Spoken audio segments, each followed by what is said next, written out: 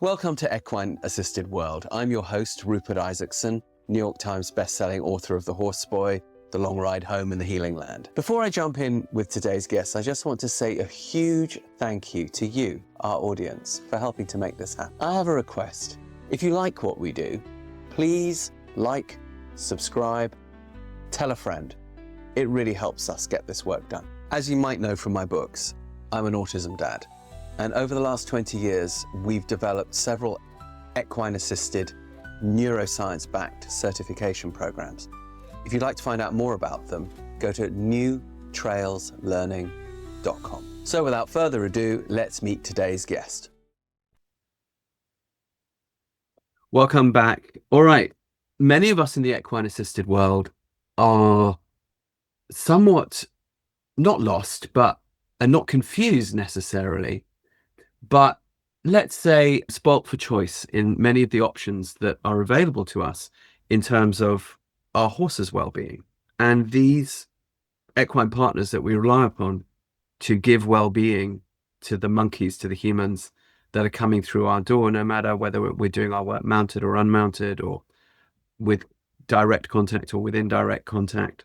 We all know that equine well-being is paramount, but it can be, let's say, increasingly difficult to discern what certain bottom lines are. And if you are someone who has come to the horse late in life, it can be even more difficult. And there's a lot of conflicting philosophies out there, as always in the horse world. So how does one bring it down to certain denominations of fitness, soundness, mental and physical, emotional well-being?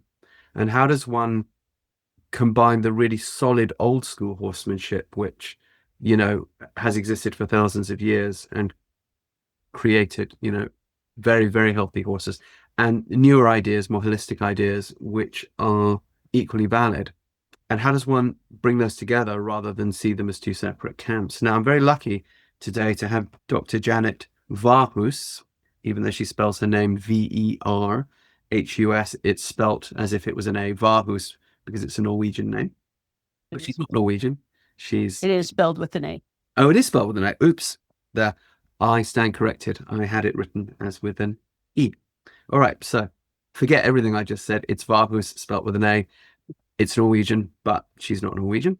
It's a Norwegian origin name. And Janet has spent decades in veterinary practice, but has also been heavily influenced by the likes of Linda Tellington-Jones. She'll be very familiar as a sort of patron saint, really, of what we do.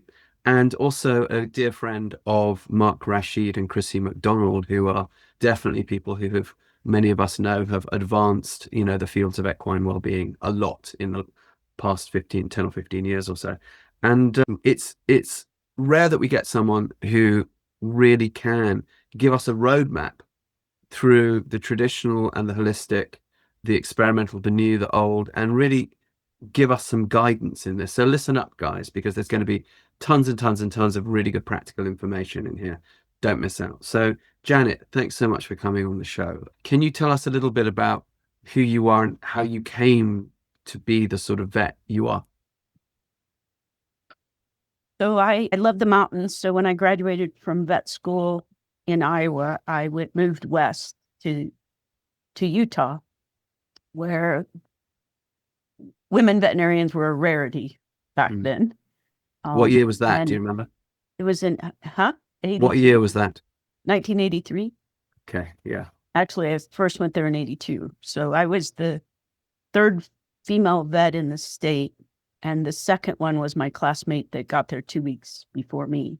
So you like a challenge? Yes, and I went to the south end of the state. So 7 years later, I moved to Montana, and I was still the only woman south of Provo, which is 300 some miles. Okay. So I practiced, after a year, I practiced in my own clinic solo because I had met my husband in Utah. And so I stayed and opened my own practice for 6 years, which was rough, being in a rural area and being a small, petite woman. But we moved to Montana, and I call that my childbearing years. So I had 2 kids. Mm. And then his job moved us to Colorado. So we've been here for over 30 years now. Okay.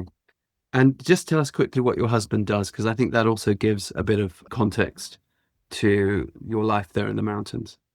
Yeah, my husband's a civil engineer and he worked for the Forest Service.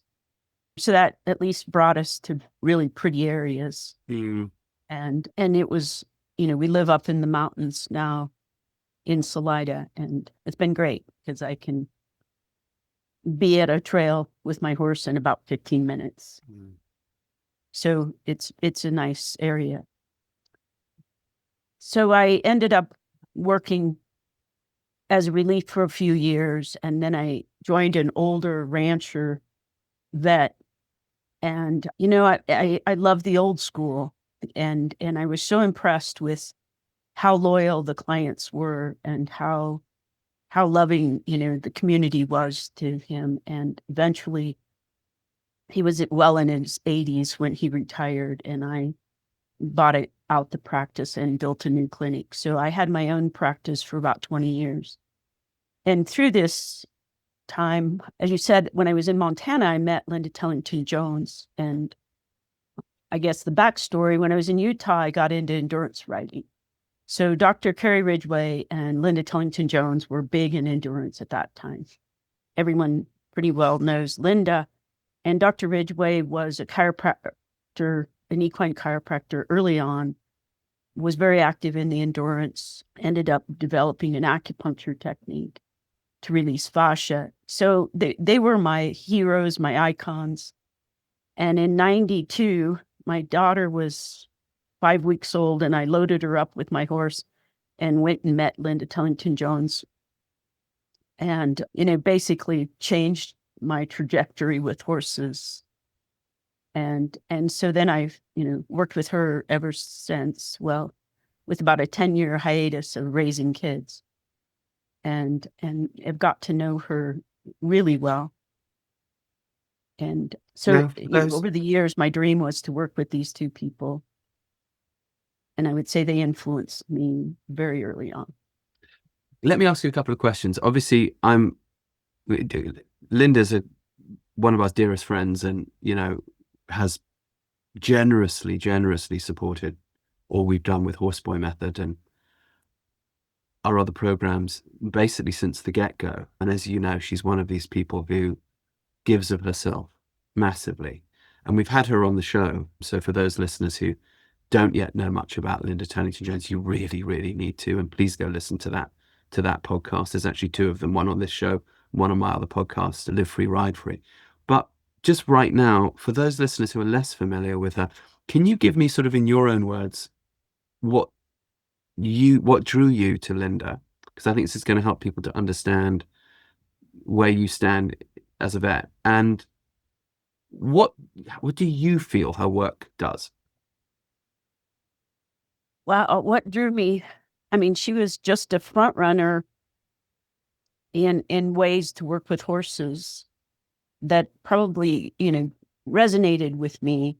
Mm. And the interesting thing, as I've moved through my career and learning more and more modalities, I've learned the scientific justification or proof of so much of what she's taught.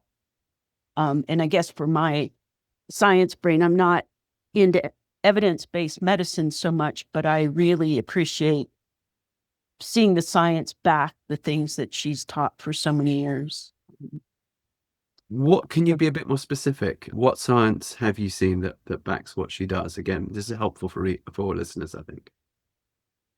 Yeah, let me think of, well, the most recent, I did a posture rehab course, which was pretty mind-blowing, where it combines basically everything I know into posture and how that affects the well-being of the horse. And Linda so much emphasizes, relaxing where the head's at, getting them to relax in the neck, bringing their head down, having them feel safe. And all that strengthens their back, brings their back, and the belly lifts, bringing their back up, opening up the withers. So with kissing spines, You have to open up the withers, and it's the reason. Part of the reason that things change so fast is because when their posture is better, they're in a more sympathetic state. So it just becomes this circular thing of the horse feeling safe, being relaxed, being in good posture, and then able to function whatever they need to do. So it's just been kind of a little mind blowing, but I never doubted what Linda taught. It's just nice to see it validated. Absolutely. Yeah.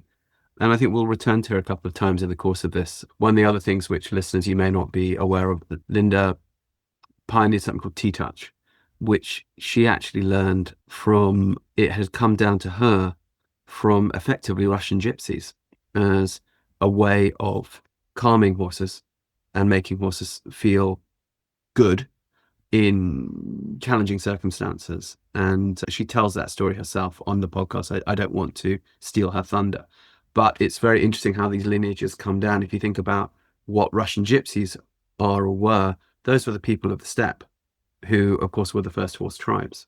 So, of course, knowledge coming from there would be useful, but it's so easy to lose the thread of where the actual horse tradition comes from.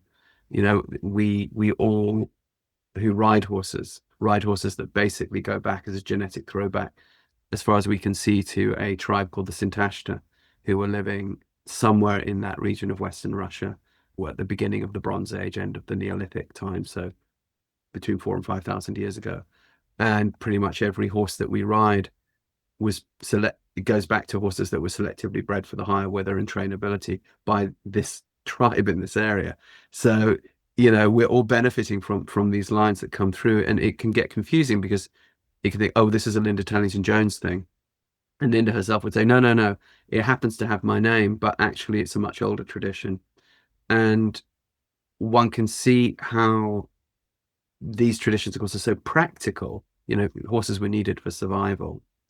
There's no woo-woo in it, even though it seems that there is, because if there were only woo-woo, it simply wouldn't have survived. The people would not have passed it down, because we monkeys are more practical than that. We tend to get rid of things that don't work. So again, I like what you say about that science now vindicates what Linda and before her these Russian steppe people were teaching, because it just is going to make it more available to people. Tell me a little bit about Kelly Ridgway. And I'm less familiar. What was her work? Why did it attract you? And how has it influenced what you do now? Dr. Carey, it was a man. He did some endurance, and then he was a chiropractor and started studying the fascial trains. And I studied with him. I mean, he was pretty amazing at what he did. He was good friends with Linda as well. And his goal, which he didn't succeed before he passed, was to find the one point that would release all the fascia. But he was pretty close, that just a few distal points and you can make a huge change in the fascial planes. He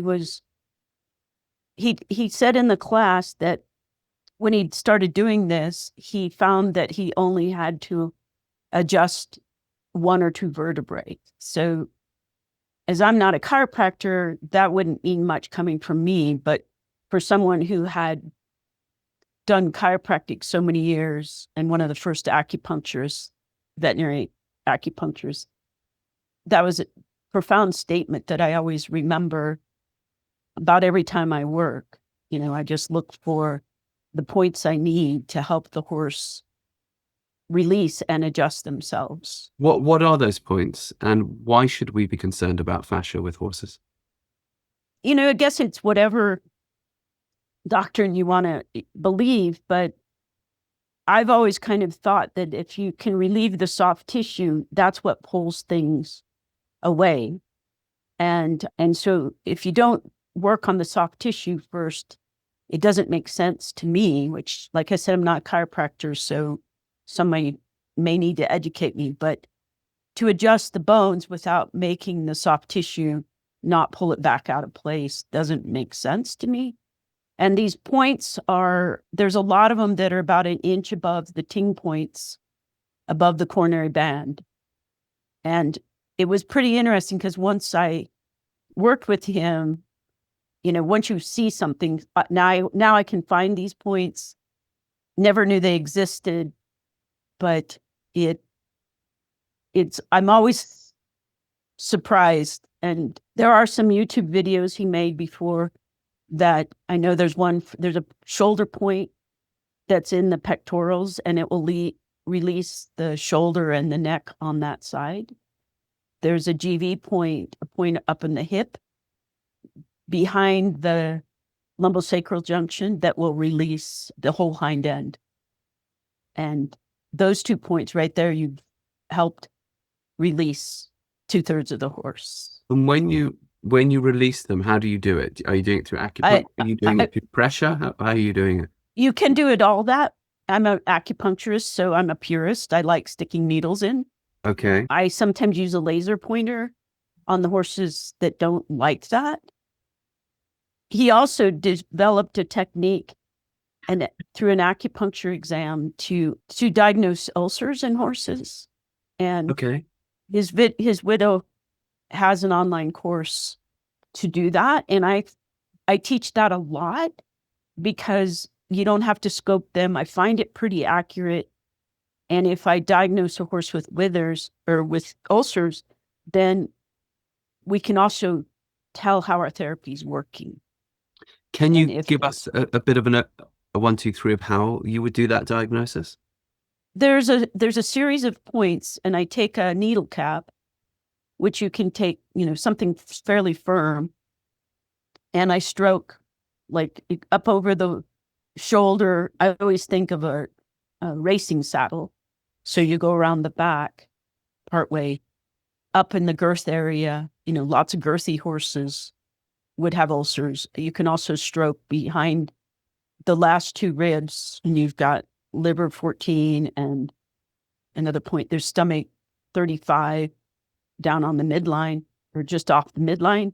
That point can be dangerous. I've had a horse that I thought about checking that point, and it's cow kicked. I didn't even get within a foot of that point, and that horse is like, you're not going there.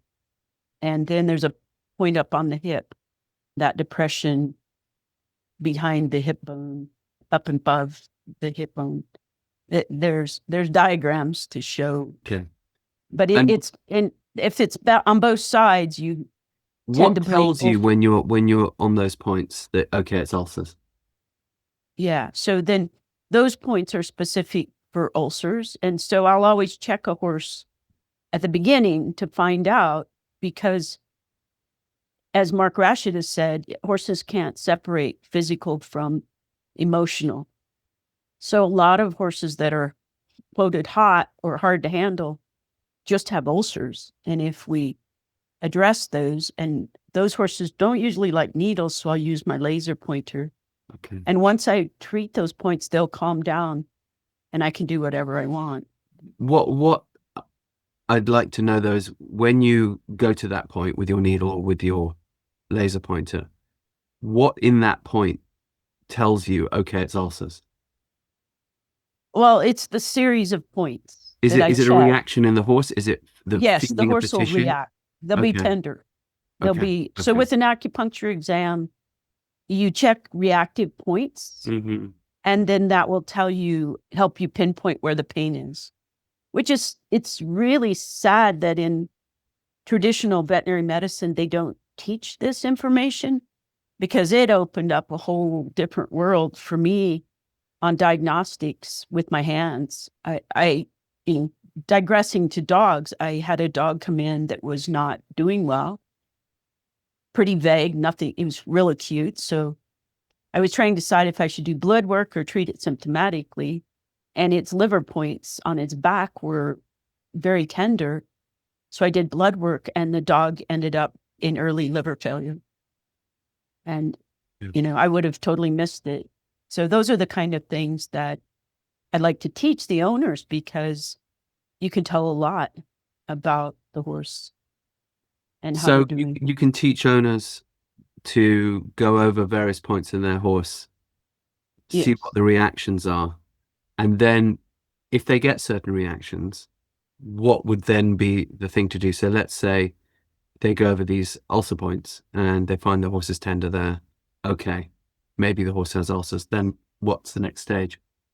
I like to use a laser pointer, and there are specific points then on the body that you can acupuncture or laser, Mhm. and those will help relieve the ulcers. Even as a non-qualified practitioner, as a horse owner, you could learn to do this. Yes. Okay. You just, by law, veterinarians put the needles in, but you can use a laser pointer. You can use a pressure. Okay. You can use your fingers or your thumb or touch. Yeah, Yeah. acupressure is a layperson's Okay. technique. So the reason I'm very encouraged by this is if one thinks about where you went in, which was endurance, endurance, of course, the emphasis on fitness and soundness is enormous. And because you're not going in there for like a short round like you would in show jumping or even a modern day dressage, you you any holes in the fitness or the soundness are gonna knock you out and the horse out of the game, similar to eventing. But it again, it's very practical, no nonsense sort of basis from which to build.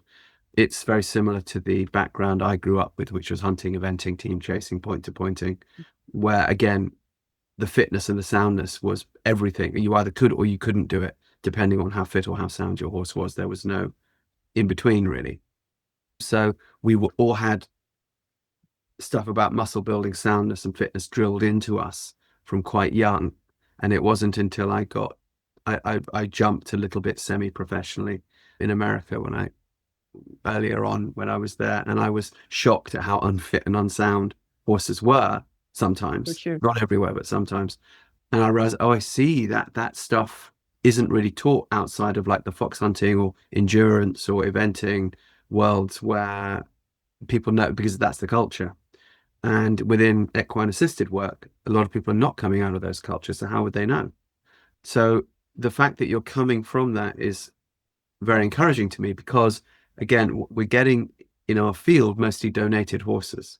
And donated horses often come with old injuries. If they're thoroughbreds off the track, they're going to come with ulcers, possibly. They're going to come with bone stuff. They're going to come with tendon stuff. And if they're sport horses, they're going to come with back stuff. Or Western horses, they're going to come with back stuff, among the other things that they could have. So I like the fact that you're starting from that basis of what's going on with your spine, what's going on in your stomach and your gut. Let's look at this first because this is the part of the body which is most in contact with the human, in fact, apart from the head and the nose. It's where you sit, it's what carries you, it's where your legs are wrapped, and so on. So even before we think about the legs and the brain, and of course it's affecting the brain.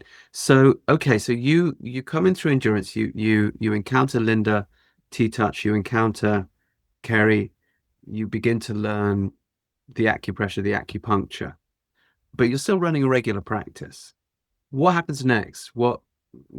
How do you take these, which at the time are seen as very woo-woo, now they're more mainstream, but at the time, back in the 80s, we know that people would absolutely roll their eyes and poo-poo at the word acupuncture. There were not acupuncture schools, in every city like there are now. Insurance was not covering acupuncture like it does now. You're right there at the pioneer, and as you say, you're a petite woman running a practice in the Mountain West with a lot of people who are going to be looking at that with skepticism. Talk to us about those years and how you built your practice and where it went from there. I think the thing that in hindsight I realized a couple things was that one, I started my own practice fairly early out. So I thought if I didn't know how to treat something, it was because I just didn't know. So I needed to find out. So I would, we didn't have internet, but I would call colleagues. I would, read books. I would find ways to figure it out. And most of my career, I practiced solo, which I realized in talking to Mark Rashid. He made a comment about he grew up working with horses without a lot of outside influence. Mm. And it dawned on me, I grew up as a veterinarian without a lot of outside influence. So I could bring to the table whatever I wanted to. And so I was kind of, I grew up with the Dr. Dolittle books. I wanted to talk to the animals. I wanted to, be able to see what they needed. And one time when I was working with Linda, she said, "You are not like normal vets." I had no yardstick to measure that by. Okay. And I didn't know what she was talking about. And it wasn't until my practice here grew and I hired other veterinarians that I started understanding that I was different and I saw things different. And I rely a lot on clinical experience and a lot less on evidence-based medicine. And so that's kind of what led me down that track. And at one point I got really ill, and acupuncture had always fascinated me from the time I was in vet school, and it was just coming to the United States. And so acupuncture basically saved my life. And then I needed to know why it worked because of the way my brain works, and be able to offer it to my patients to not give them the drugs I wouldn't take. And I've been fortunate to have a strong intuition. I used to call it the God who looks after stupid veterinarians, but an inner voice that would kind of often wake me up in the middle of the night and tell me, "Oh, that cat has the plague," or whatever. So that I had a very strong intuitive hit that if I did Western medicine, I would die. It wasn't a fear, it was a knowing. So I went to acupuncture, and within one treatment, I wasn't well, but I was significantly improved. And so that really took me to acupuncture, and everything has just one thing has led to another, to most recently the posture rehab, which is a lot what T-Touch does, what does the acupuncture does. It's kind of bringing it all together. So, You said you needed to find out why acupuncture works. Why does acupuncture work? and then there again, it's through the fascia. There are meridians, energetic meridians, and they've been proven throughout the body. And the Chinese just intuited it. I don't know how they came up with it, but it's a technique that's over 2,000 years old. Mm. And by putting a needle into those meridians at certain points, and they've dissected those, and that's where there are nerve bundles. There are a lot of things that cross at those points. They have an anatomical significance. And so that can affect the whole meridian. And the body has a unique ability to live on this planet. And so that helps rebalance the body and its own innate wisdom. When you're presented with horses that have stories behind them, have a past, do you have a kind of because in our field that's mostly what we're dealing with, do you have a kind of a 1, 2, 3 that you more or less always start with? You kind of go in there going, I'm probably going to first start here, and then I'm going to first start there. Or maybe there's like patterns of horses that you've come to recognize over the years that, it could be this type. Oh, this is a pattern 1 type horse, I'll start like this. This is a pattern 2 type horse, I'll start like this. And you can sort of see that simply by a quick glance. And you kind of know, okay, I'm probably going to start with this approach. I'll revise that approach if, that doesn't tend to turn out to be the case. But let me start here. From your experience, you walk into you walk into a barn, you look around you. What do you see normally? When I go in with a new horse, I usually stop and I observe Where's the head at? What's the posture? Okay. Are they comfortable? Not. And I will connect, and sometimes I even say, I see you. Interesting. I think it's important that they know who I am, as important as I see who they are. And I think, Where did you get, did you come up with that yourself? I see you, or did someone teach you that? I think just through the training, working with the different people like Linda, I've picked that up. But I have horses of my own, and definitely they have been my hardest teachers. Yeah. And so I've learned to slow down. The one mare I have, I can't say I liked her very much. And we didn't get along because she came when I was running a 3-vet practice and was highly stressed. And she's half Mustang, so she's like, I don't want to be with you. And so I practiced loving her in my meditations. And I started noticing when I would go out to the corral that she met me in a different way. And I think that's probably the biggest influence was, I used to have to meditate for an hour to be able to go out into the corral to groom her. That bad? Yeah. Yeah. Okay. And so, yeah. And it was very fun. The last time I had her at one of Mark's and Chrissy's clinics was Mark repeatedly saying all through the 10-day, that horse really likes you. That horse wants to be with you. She feels safe with you. And he didn't know all that with her. But at that point, you feel that really she'd just been responding to your stress, the stress that you were under. She was a mirror. Yeah, totally. And she's a big part of where I'm at now. But it's been some really hard lessons. Okay. Just back then to you go into a barn, you observe, you slow down, you observe, but the first thing that came out of your mouth was posture. So talk to us about that. How they stand or how they want to stand tells you a lot of how they feel. Is their head up? Their feet camped underneath them? Some people call that goat on a rock. Mm-hmm. They should have at least 3 legs straight up and down.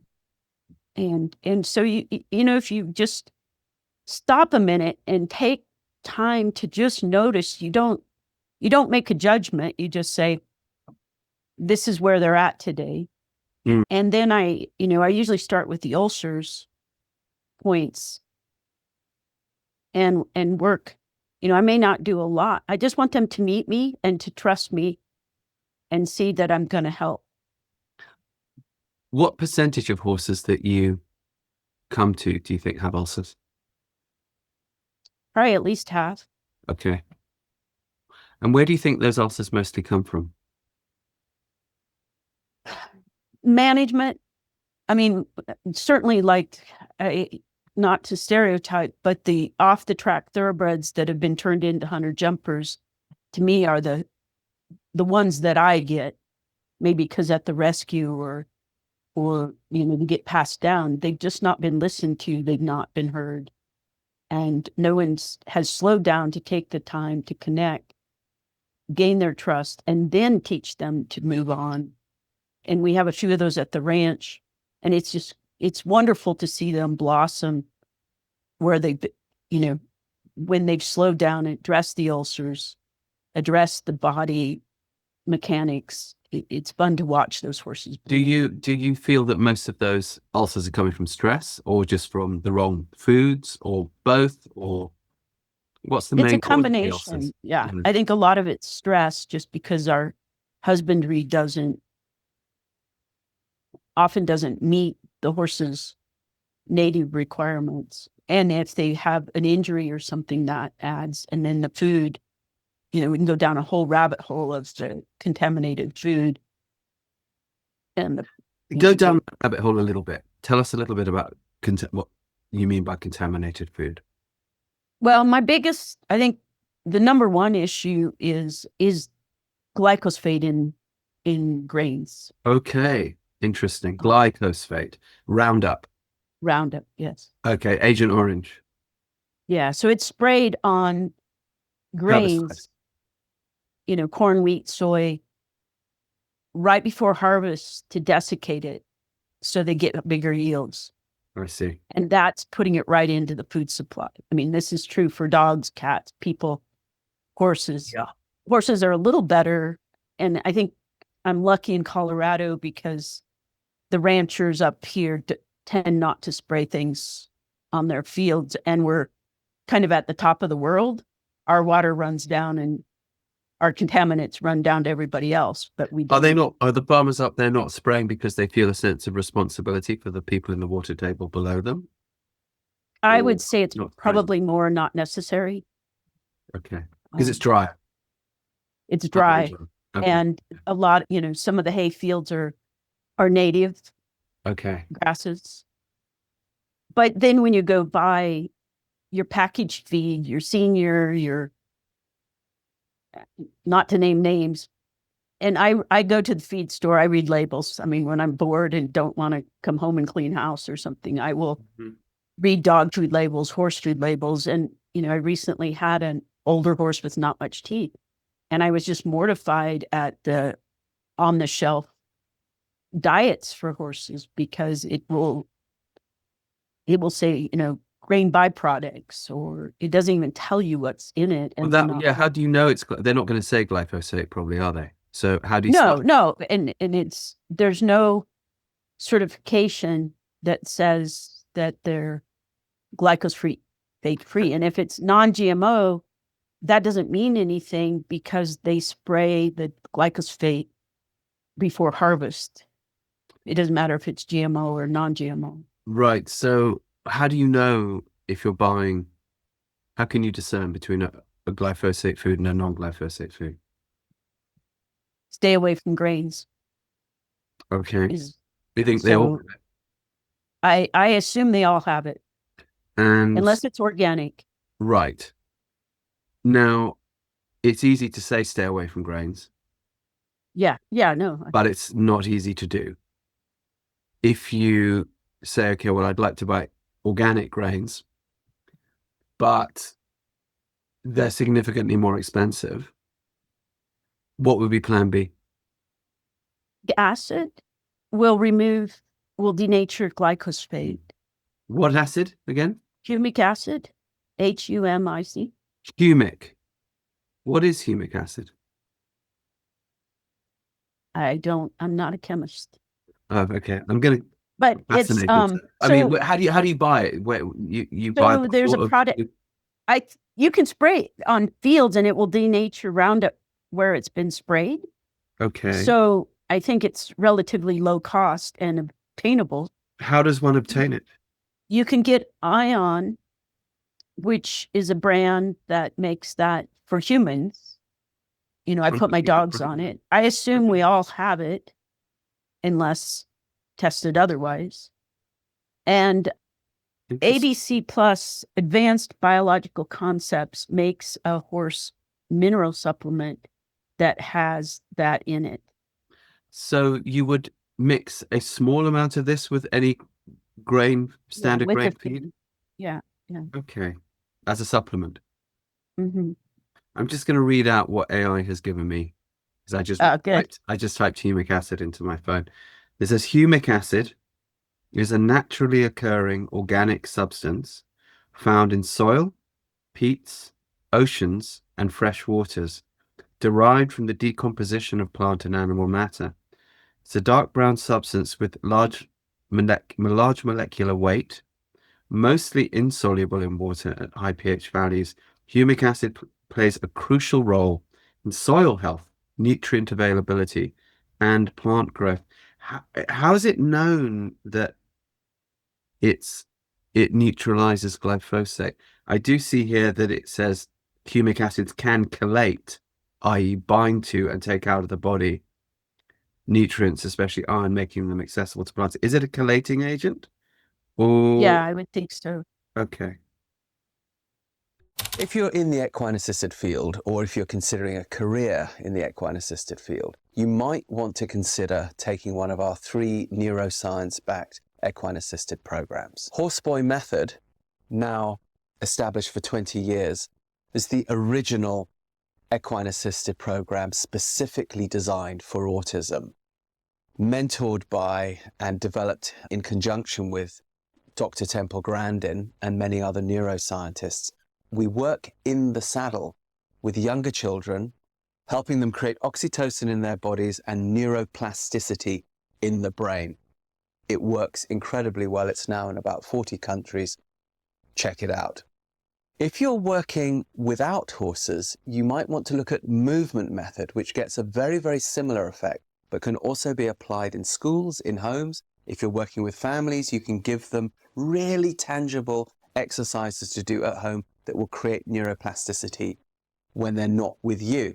Finally, we have taquine equine integration. If you know anything about our programs, you know that we need a really high standard of horsemanship in order to create the oxytocin in the body of the person that we're working with, child or adult. So this means we need to train a horse in collection, but this also has a really beneficial effect on the horse's well-being. And it also ends your time conflict where you're wondering, oh my gosh, how am I going to condition my horses and maintain them and give them what they need, as well as serving my clients. Taquine equine integration, aimed at a more adult client base, absolutely gives you this. How did you find out about it? Oh, that was another rabbit hole. Okay. I do ozone therapy. And I mean, I've known about it, but I went to the ozone conference and there was a 2-hour presentation on glyphosate. And that's where I really became convinced of the seriousness of it. And it gave me hope that there is a way, if people will stop using Roundup, to get it out of our soil again. And I think regenerative farming is doing that. Okay. So interesting. Would it also be there in alfalfa? If they spray it, but probably not, because if they sprayed Roundup on alfalfa, it would Kill the alfalfa. It would kill the alfalfa. Right. So if someone's feeding alfalfa pellets, for example. So I think the hay is cleaner. I did see a study done on dog food where they measured the amount of glyphosate in it, and it ranged from like 50 parts per million to over 800. Okay. And there again, it was how much grains were in the food. Kind of told how bad it was. And for those listeners who aren't familiar with glyphosate and its not great thing, just type it into Google. But Bayer, the German pharmaceutical company, who recently, in the last 10 years, bought Roundup as a product from, I forget which American company, was staring down the barrel of a gun with potential, mass class action lawsuits about people dying left and right from glyphosate. Well, Bayer are now staring down that very same barrel, and I think have just had to do a very big settlement. I think I might even look it up now. So don't underestimate glyphosate and the need to deal with it. So do you think, back to horses with ulcers, do you think the ulcers are causing the glyphosate's causing the ulcers, or is the glyphosate causing other problems too? I always think it certainly is causing other problems. It's hard to think that it's not affecting the ulcers because it affects the gut biome and the gut bacteria. So especially we see a lot of hindgut ulcers in horses. So it certainly isn't going to help the situation. Right. And, I'm just looking here, by the way. Bayer, it's a 611 million judgment against Roundup maker Bayer, upheld by the Missouri Appeals Court one day ago. And of course, what that does is it opens up the company to lots and lots of other lawsuits too. But this has been brewing for decades. By the way, Bayer also brought us, the other wonderful product Bayer brought us in the early 20th century? You might know, it's just a fun little trivia fact. Heroin. They invented heroin. Oh. And they called it heroin as opposed to Nice. Heldin, which is, yes, it's German company. Heldin would be a heroine as we think of a female hero. In German, they called it heroin because it was supposed to be a non-addictive form of laudanum, opiate. So it's basically the fentanyl of its day. And well, the rest is history, isn't it? So well done, Bio. So yeah, we are not on team glyphosate. Yeah. But it's good that you draw our attention to this because I think, we don't want to shame people from running barns on a budget. And what one has to do is give people, a more accessible roadmap to how to find the better products, or mitigate the less good products. So the fact, for example, that you talked about the humic acid, the supplement, if someone is buying cheaper grains, this is really useful for people, I think.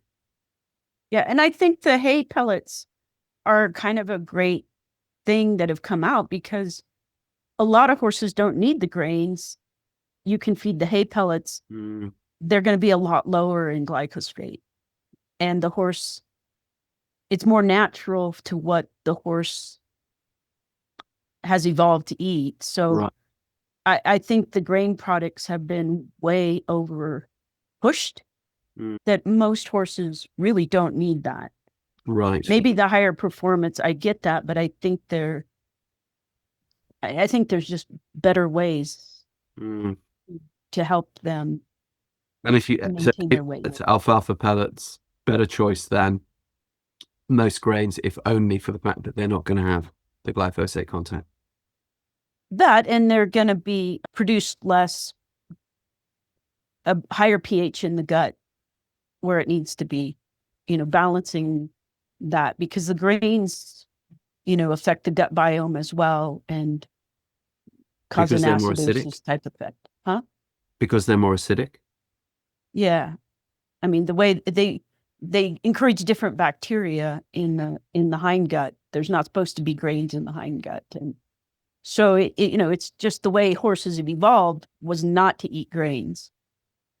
And so we do because we ask a lot performance-wise, but a lot of horses are not being asked to perform hard, but yet are fed those grains.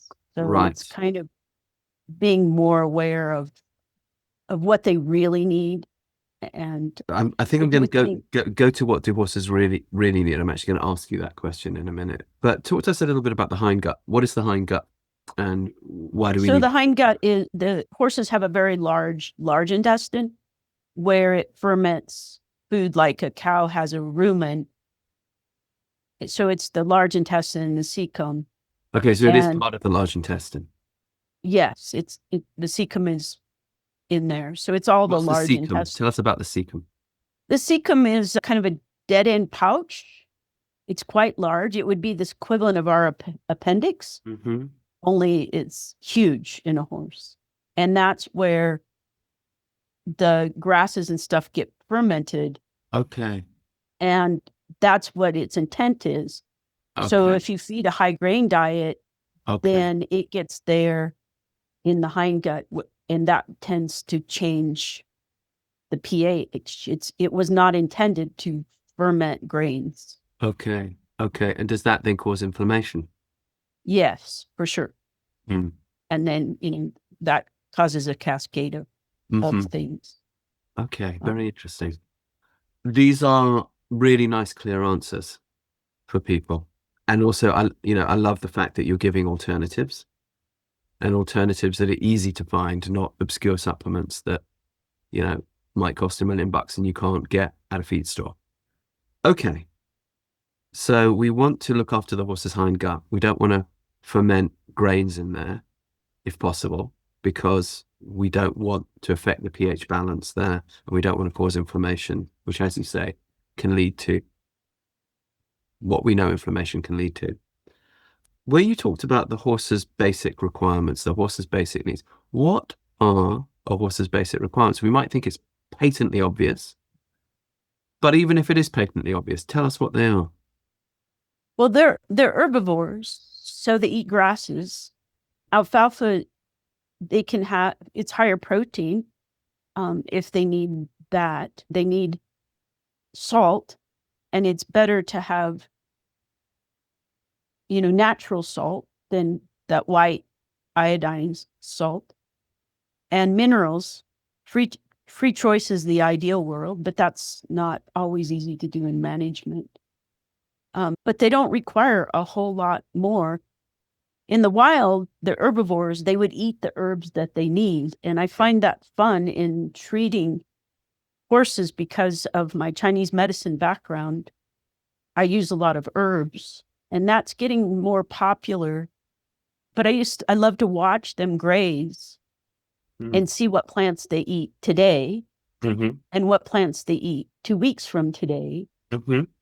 It just fascinates me because they have that ability to know what they need. We're doing this podcast in early June of 2025. So you're up there in the mountain pastures. What are the herbs that they're currently eating? What were they eating 2 weeks ago? And what are they eating now? I haven't done this for a while, but I find dandelion is one of them that they will eat. And this is liver. We're just coming out of liver time of year. So, if you go the circadian calendar, you could pick herbs from that. I don't always know what plants they're eating. I just noticed that. But tell us what you've noticed. Yeah. So I walk my gelding because we don't have a lot of pasture. So I'd walk him down the burrow ditches, and he would eat all the alfalfa plants because we don't have that on our property. And then a couple weeks later, he was kind of looking like maybe he would colic or he was off. So I thought, well, something green would be good for his gut. So I took him walking. He would not touch the alfalfa plants. He was going for the grasses. He would only eat dandelions some of the time, not all the time. Sometimes he would leave them. I've watched him in the mountains eat things that I don't think are edible. Okay. And they're fat on them. So I wish I was a better botanist that I could to pick out those different plants. It's very interesting. We had a superb vet growing up in Leicestershire, which is similar to Virginia in the USA. It's fox hunting, jumping, sporty, horsey area, but for the last 300-400 years or more, and large animal agriculture area, beef, cattle, that sort of thing, and sheep. And so a lot of the vets in the old days there were horsemen. And our vet always used to say, yeah, you always want to call in Dr. Green. Don't call me, call Dr. Green. And what he meant was turn your horses out on the most natural pastures that you can, pastures that have not been treated, pastures that have not been fertilized, pastures that have not been planted with ryegrass. And a lot of the stuff which, particularly at the end of the winter, when they need their immune system's built up again. And he said, Dr. Green will take care of most of the stuff. If Dr. Green doesn't cure it, then call me. And he was so right. But not everyone has access to that kind of pasture. Not every horse, of course, thrives on the type of rich limestone pastures that, our thoroughbreds and hunters thrived on. That can be too much for some horses. And as you know, a lot of pasture is non-native, planted monoculture. So knowing that, what are the herbs, if your pasture isn't herbaceous and the horses can't just go find what they need, if you were going to suggest to someone who was running a barn, particularly with senior horses that, as a lot of therapy barns are, that need a bit more support, what would be the sort of go-to herbs that you might say, hey, look, just be aware that you might want to have these, and these kind of in your armory that you might go and buy in bulk? I saw something recently that I thought was very clever, was a raised bed where they grew some herbs and they had a wire over it, and the horses had limited access to it every day, but they could pick which ones they wanted. And that, to me, I think I've seen this. Yeah, it's clever. Is a short version. I use a lot of slippery elm or marshmallow root licorice for ulcers. they heal mucous membranes. Oh, yes, So that makes sense. going back to the ulcers, there's a lot of ulcer guard, and I don't remember all the names, but the drugs they stop stomach acid, but horses produce acid all the time. Unlike people, because they're grazers, their stomach just, so if you So they need it to stop break the down acid of production, fiber. Right. you get a rebound effect. So you get more acid production. Okay. So it's great if you have a horse that's colicking due to ulcers, but you need to do something to heal the mucous membranes. And so those are some common herbs I use. There's dandelion, milk thistle to kind of help the liver because it's stressed, getting all those grains. And are you buying those as dried herbs that you're just putting a pinch? You can. There's some really good herbal companies that have come out at least I've become aware of in the last few years. Mm-hmm. That you don't have to be an herbalist. You can. There's just some good companies making those, and you really need to tailor it to what your horse needs. Mm. I can't give a blanket statement because they all come from different constitutions, different. Yeah, sure. Even if they're in the same barn, they just are not. But being aware of herbs and herbal supplements is a good place to start. We can agree with that. Yeah, since I went down the Chinese mucous medicine, membranes of the gut. Yeah, and balancing the gut biome with probiotics that they needed. Be aware if you put them on antibiotics, you're going to mess that up. So what are you going to do to fix it? Mm-hmm. Are things that we need to start being more aware of. I find I don't use many drugs anymore in my practice. So you're using a combination of things like acupuncture, acupressure, the use of the herbs. Is there anything else that we haven't covered that is a bit of a go-to that you use in your practice?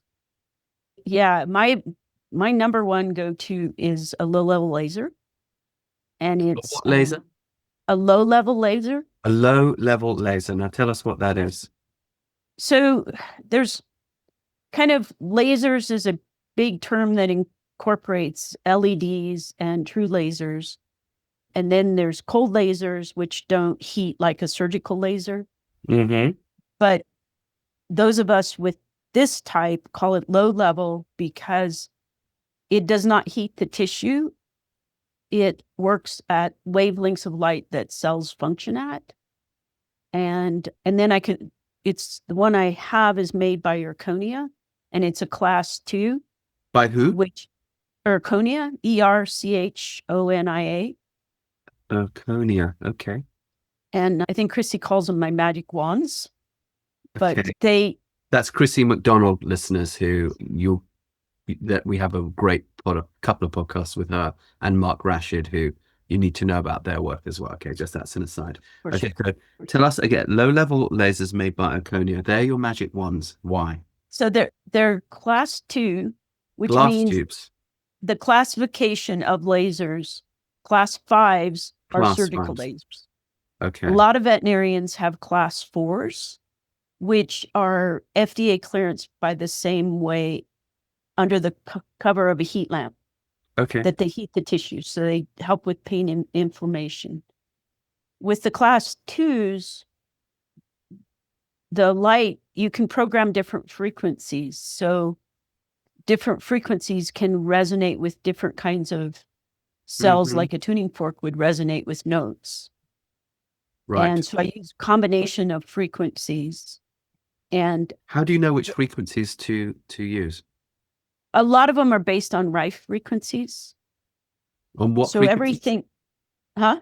On what frequencies? Rife, R-I-F-E. What's a Rife frequency? So there was a Rife machine that years ago, Dr. Rife started, and he accumulated frequencies of different things, like a nerve cell, homeopathics, everything vibrates at a frequency. Mm-hmm. And so those are just known frequencies for, bacteria, whatever. And do you know what off the top of your head what some of those frequencies are? 9 is nerves. One more time. 9. Is nerves. Yeah, I think 42 is swelling, edema. I used to know it, but the Are newer these lasers have a megahertz? memory. When you say 9, what are these? The number 9. But So the 9. light blinks at 9 hertz. Okay. So these are very, very slow vibrations, sort of. They clips. can be, or the sympathetic for people is 213. So with this laser, Do they always add up to 3, 6, or 9? No, just my memory does. Okay.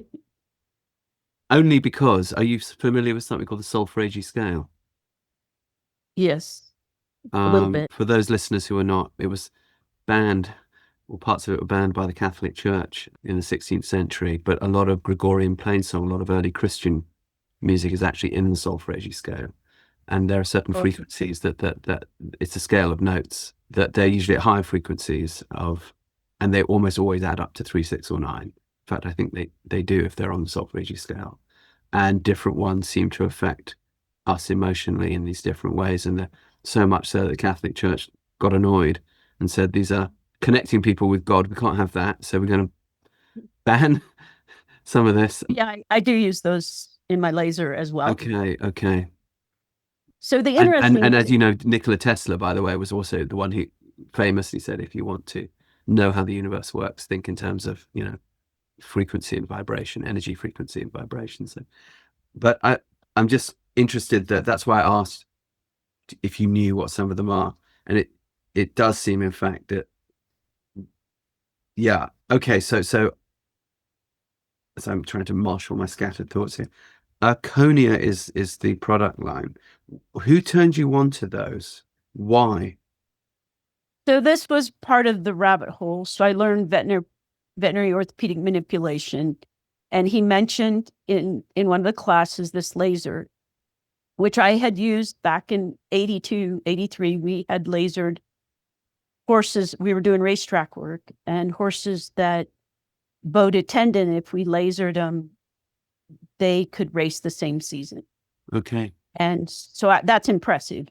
And, I moved on, and busyness of life, I forgot about lasers until my own horse.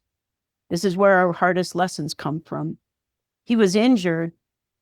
It wasn't a bad injury, but it would not heal. And I took him to the university, and mostly because there comes a point where you need somebody else to be your vet. So I took him there, and they could find, everything else checked out. So I asked him to lay him down and debride his leg to clean it up for me, because he came to me traumatized. We hadn't really got through things when he had this injury. So I wanted it done by somebody else. And 4 days later, it was worse than when I took him. So I brought him, he was home. I doctored him myself. And then it went south. He was boarded, and they called me, and he was now 3-legged.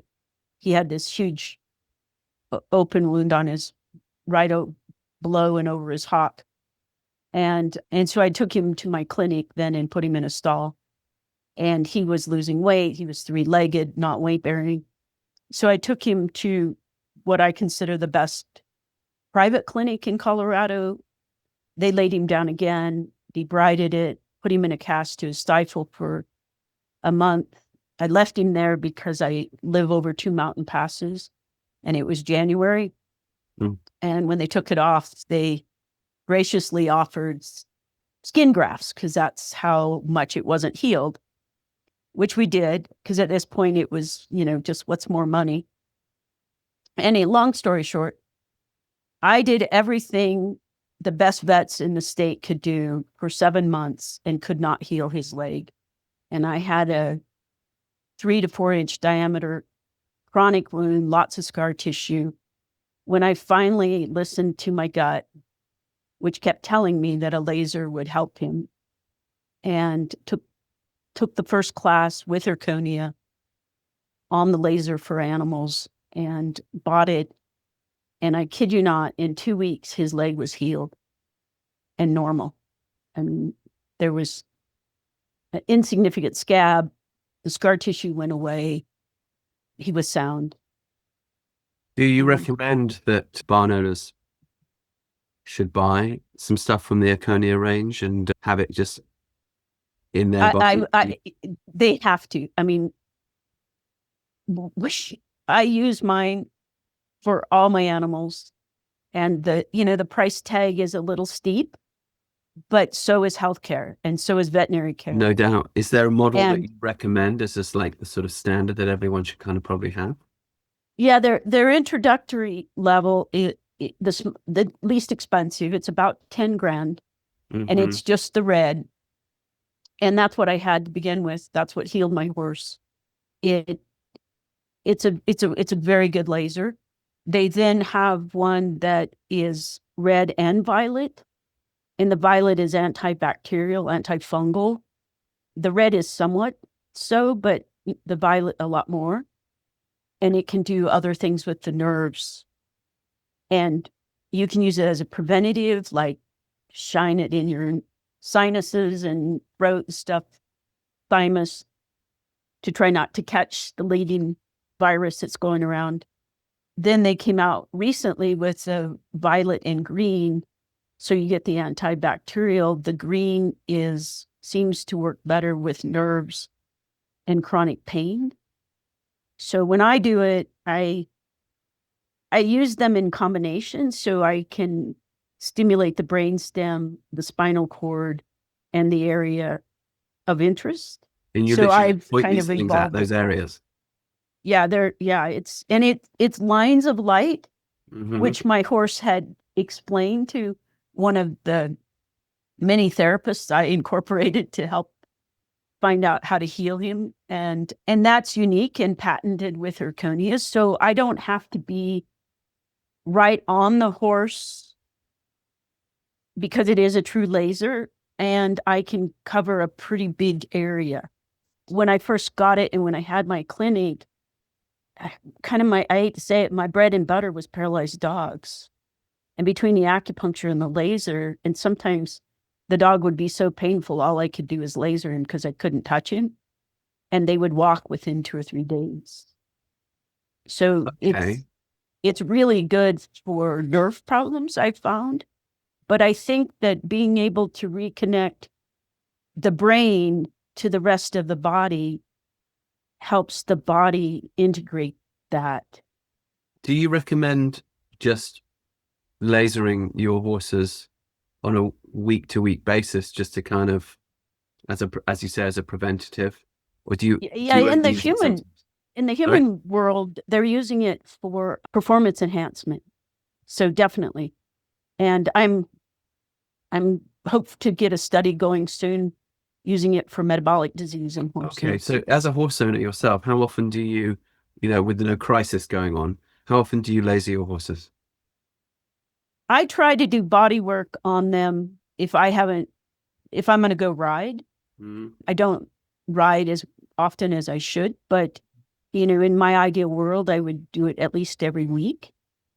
And how long I would have you do this it for? thing. What's that? How long would you do it for? It takes about 10, 15 minutes. Okay. It's not a big thing, but certainly, as I was telling somebody the other day, when you have an injury, you need the laser and you need to know how to use it now. Okay. So it's not something you're going to buy unless you're like me and you struggle for 7 months. Right. When I could have paid for the laser up front with not having all those vet bills. Yeah, sure. Okay, so I've done in horse uveitis. The laser's safe enough to do eye problems. Okay. Wound management, tendons, back. What about skin stuff, skin problems, horses that itch? Yeah, and the violet is really good for that. Just writing that down. I've got a couple of horses that itch. And you would Yeah. do that just all over their epidermis area? You just like, or you just go to the areas that they tend to itch? So some of the studies show that in the blood are free floating mitochondria. Mm-hmm. And the lights, the 3 different colors stimulate the cytochrome oxidase steps in the mitochondria to produce ATP or energy. Mm-hmm. And they affect different steps. And by doing that, then the mitochondria can provide the cell with more energy to do whatever the cell needs to do, heal, function, whatever. So there are free floating mitochondria in the blood. So if you laser the blood, the cells will pick up those mitochondria that need them. And so you can laser the right hind leg for an injury on the left front and make a difference. Granted, you're going to have a better itching its tail or itching its mane or itching its face. Are you zapping that area, or are you zapping any area? Well, I'll zap the most important areas. Okay. Realizing I'm going to help the minor areas as well. But I don't have to feel like I have to laser the entire horse. Okay. That's also, I think that it works by the frequencies are like a light vibration, and that gets into the water where the horse is 80% water, and it's transmitted like a sonar in a submarine in the ocean. Okay. And so there's different ways that it can affect the cells and do that kind of healing.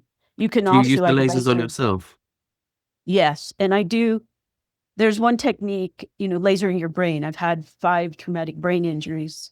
Oy. I've invested a lot of money into my brain. So I 2 or 3 days a week, I try to do every day, but that doesn't happen. I laser my brain. Okay. And then whatever things might have, other things that need to go with it. You can laser thyroid, you can laser heart. So you use the same devices on yourself that you use on the horse? I do. And in 2 years, everyone in my family had an orthopedic surgery, and it got used on everybody. My leg, I fractured my tibia, and I lasered a week before surgery, and the surgery went so well, instead of being in a cast, I could be in a boot and start using it right away. And I kept lasering, and laser can cut healing time in half. So using the Linda Tellington-Jones principle, I told myself, every time they told me 6 to 8 weeks, I went, oh, you mean 3 weeks. And at 3 weeks, I got them to x-ray, and they could not see where I'd ever broke my leg. It's so interesting. And so, in a dog or a horse, if you can cut their healing time in half before they can do more damage by being locked up, or you can get them back into work sooner, they haven't lost so much. There's just so many other things with that. And I've even, used it for cellular memory of trauma. I've been able to help horses that have trauma release that. And I had the misfortune of trying it out on myself for that when I had one of my dogs killed by a horse. And being the vet, I was the one trying to save his life as I was freaking out that I couldn't save his life. And I was having a tough time there again in the dojo with Mark and Chrissy Rashid. And something triggered me, and I left. And Chrissy said, have you done that on yourself? And I, had never thought of it. And I did. And it was so interesting that what I was experiencing was trauma, not just grief. And by taking out the trauma, then I could handle the grief. It just, I never equated those as 2 different things. But so, working in a rescue, I almost always start there with a horse. because I don't have to know what trauma they had to help them get rid of it. And I can't really explain the mechanics or the science base. I've just not. But you're still I working did a with the laser at dressage this horse. point. Huh? You're still working with the laser at this point. I use it. Yeah. And Can I ask you about another device? You know, the Beamer blankets, BEMER, yeah. by the Swiss company. What's your take on those? I have it. Linda introduced me to that. I really like it. Personally, I use it for my horses because the 2 times when I wouldn't be without it is colic. I've seen it. I've even seen my horse like grab for it off the fence when she was colicking. And then while she had the Beamer on, I did T-touch, and within 10 minutes, she was fine. I also found that when I sedate a horse, if I Beamer them, they go deeper and I need less drugs. Okay. And which, because it opens up the microcirculation, the drug gets where it needs to be faster and more effectively. And it puts them in a sympathetic state, which adrenaline is like an antidote for drugs. So I don't have to keep giving more. And it's worth it. But in my world, that's a homework issue. I often don't Beamer the horses I'm working on because I don't have the time to do it, and I don't need to do it. The ranch where I work, they have 2 Beamers. If I'm running late, they'll throw a Beamer on my patient. Or if there's volunteers around, they'll throw one on after I'm done. But I have a couple, and I'm a great believer in them. Linda Tellington-Jones turned me onto them, and she said, "Rupert, this will take away your jet lag." So, I'm often on planes, and and it sort of did, and I was like, oh, and then we noticed the effect on our horses. When you're back to what you said, when you're riding, you will laser your horse before or after? Usually I do before. So I'm also thinking about therapy programs where the horses are serving client after client. We have some centers that do what we do in Ireland, particularly, that have really heavy client loads that are funded now at a state level, or at least by charities that are receiving state funding. So they have to meet certain quotas. And so we're always looking for ways to make it better and easier for the horses. We do tons of lunging, we do tons of long reining, we do tons of in-hand work for brain and body. Yes. But your thing about the laser is interesting to me, because I could see that being really useful if a horse is going to do several sessions in a day. And when they're having the downtime in between, luckily they all get completely turned out from pasture at night, no matter what the time of year. So they're not confined to stalls. They go into stalls in the day simply because you can't always go to the field, catch a horse and clean it in the rain and the mud, but they're getting out of those stalls all the time. So they're really just in there to chill in between eat hay, and then boom, they're out in herd otherwise. But I like the idea that you said of lasering them beforehand. We would also want to Beamer them. But as you say, the Beamering sometimes takes a bit of time. And in the course of a busy day, it's easy for that to get lost. And we have to give the professionals tools that they can actually use that aren't going to just stress them more because they haven't got time to use them and now they feel guilty. You know what I mean? That's not helpful. So I'm going to turn them on to the Erconia range. I'm really grateful that I think I'm going to give it a try with my horses too. Sure. I can give you the contact. That would be great. That would be really great. And maybe we'll share that with listeners too. Okay. Now, you talked earlier about the basic requirements of a horse, and you brought it down to grasses, salt, and minerals. But we know it's more than that too. We know it's how they live. If you had your perfect world, how would every horse live? And given that not everyone has the state of Montana or Colorado as their backyard, right? And then it would be quite useful to look at, okay, well, if you haven't got that, what are the strategies that we can do that would approximate towards that in less ideal situations? So what's the ideal? one thing I see a lot of is, I think horses, they're herd animals, that it's important if they can have contact and be with another. And that, gets safety. The more expensive they are, can they be there? But, I think for their well-being, probably one of the primary things is to have companionship. Yeah. Where they can actually physically touch. Yeah. Yes. Now, this can be tricky if you've got stallions, obviously. Some people have worked that out even with stallions. Yeah. I mean, so it's changing the paradigm from early on. I think it's possible. Yeah. And I think... But most people do not have stallions, so yeah. Yeah, and we don't live in a perfect world, but you can, exercise is really important, that they get the miles one way or the other. And like you said, I worked on a racetrack for a while and was just amazed at how little exercise those horses got compared to me as a youngster riding 8 or 9 hours a day. Absolutely. Yeah, growing up hunting, I mean, a hunting day was,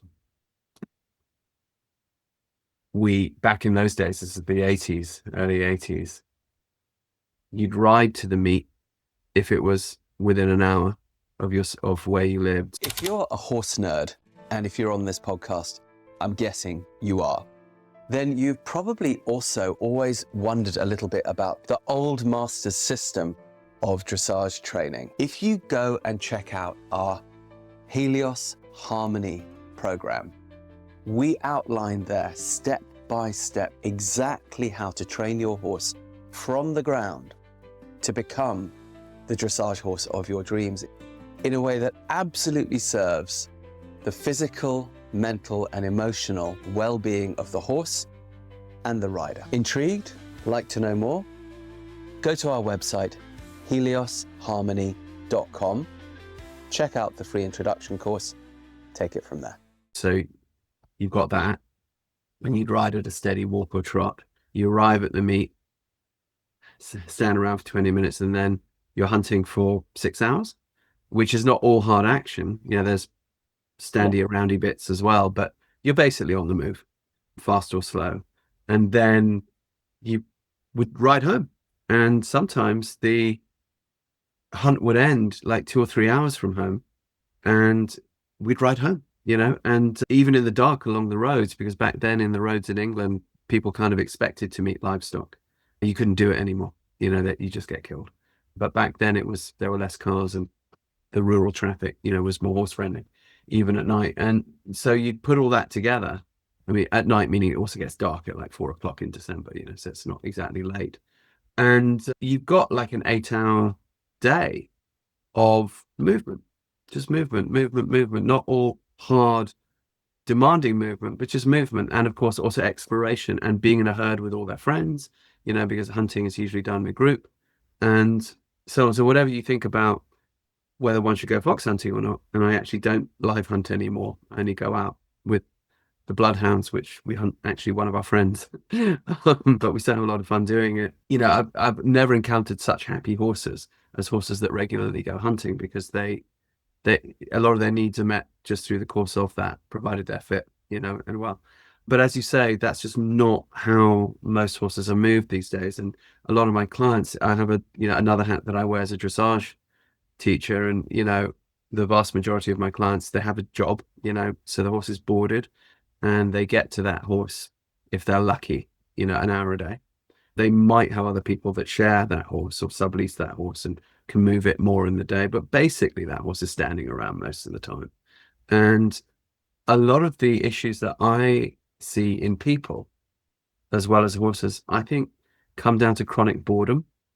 And it's almost like we've become so inured to boredom and sedentary lives. And now we lead sedentary lives. So we go out to our horse as a sedentary person. We now can't necessarily accept a whole big bunch of energy, like a big puppy jumping up and down that's pleased to see us.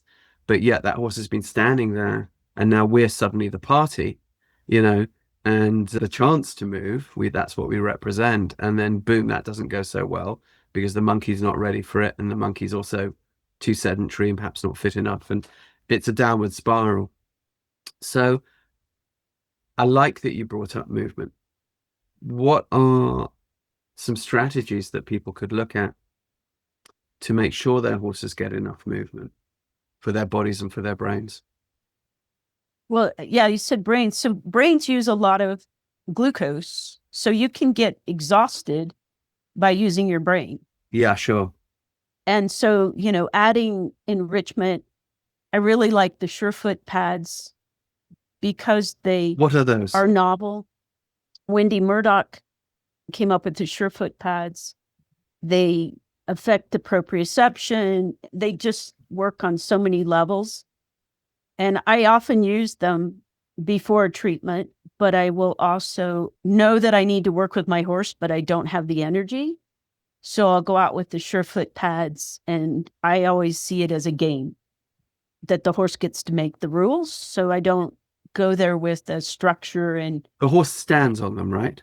they stand on them. And But that's not a lot of movement, right? I mean, or is they it do a lot of concentrating, so that's using up energy. but they're It's the using brain. their Okay. fine motor muscles. So Mhm. they can get sore if you let them stay on them too long. Okay. And so it's I'm looking them up here.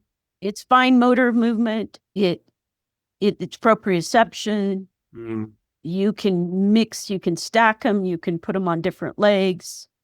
You can do one leg at a time, and you just walk them between times if they want to step off, you let them step off and go for a walk.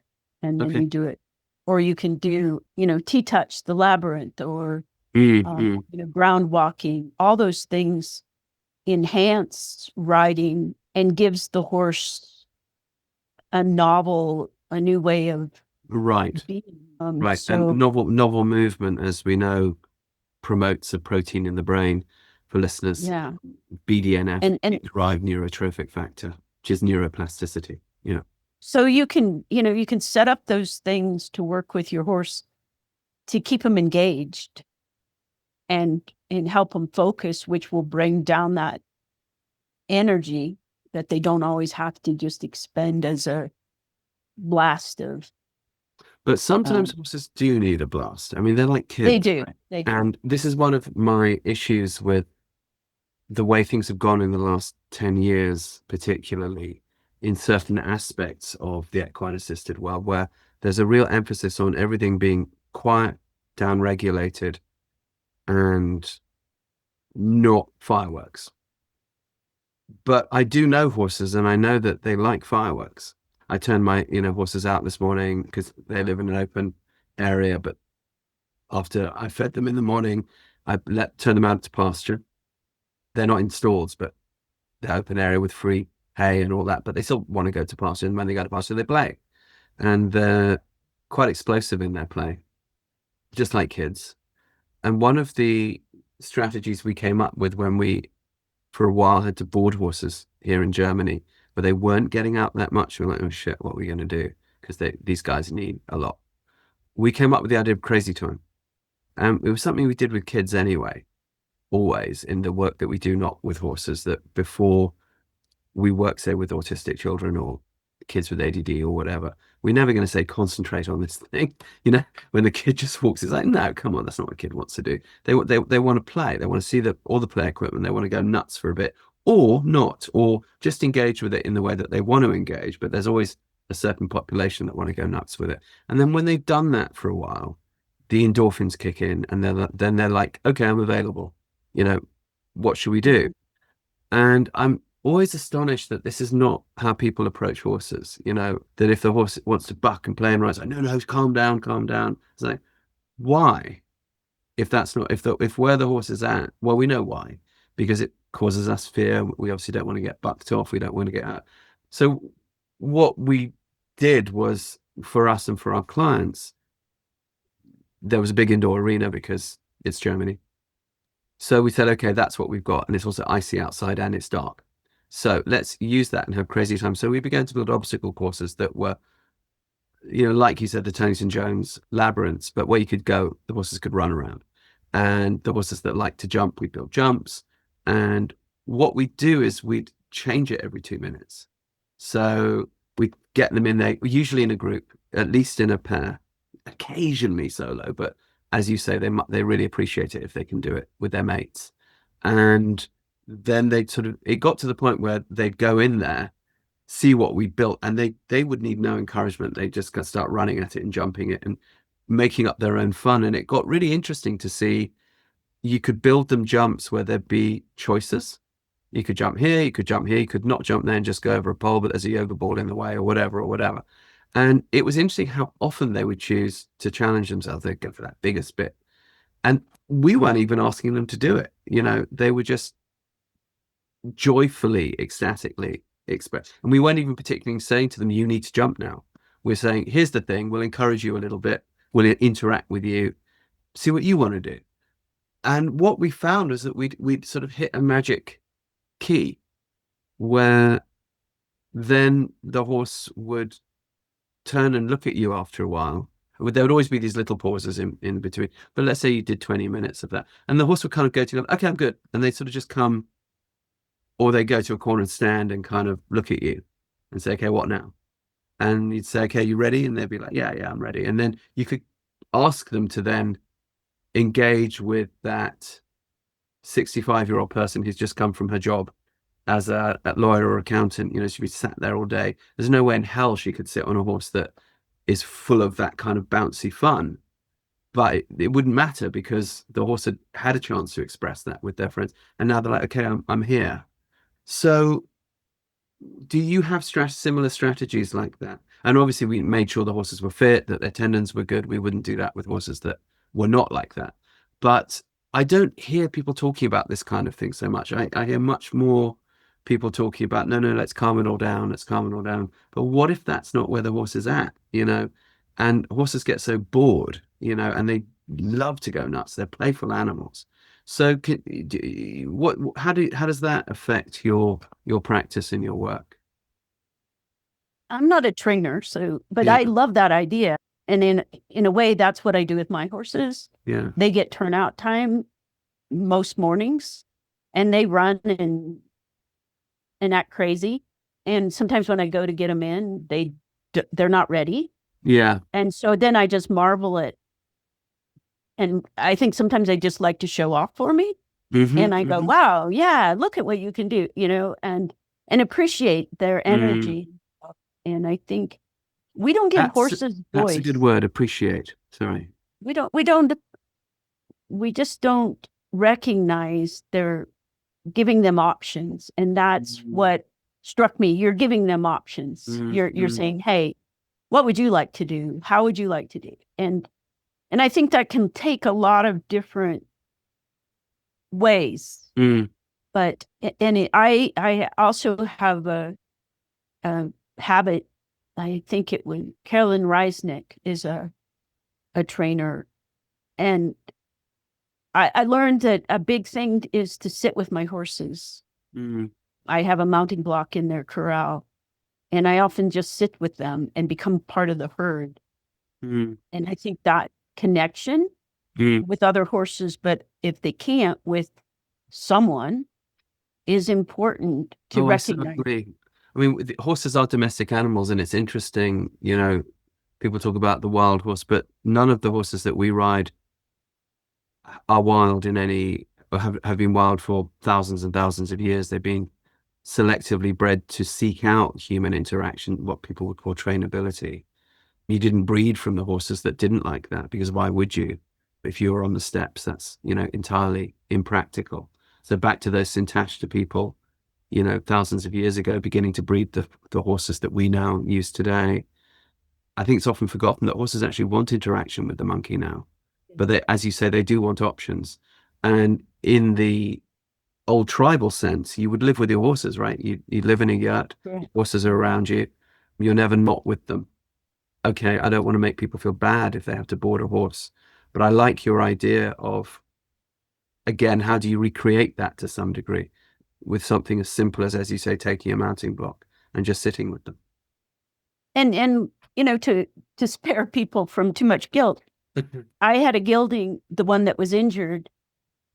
We had a connection, and I often beat myself up that I couldn't provide him with acres to run and things.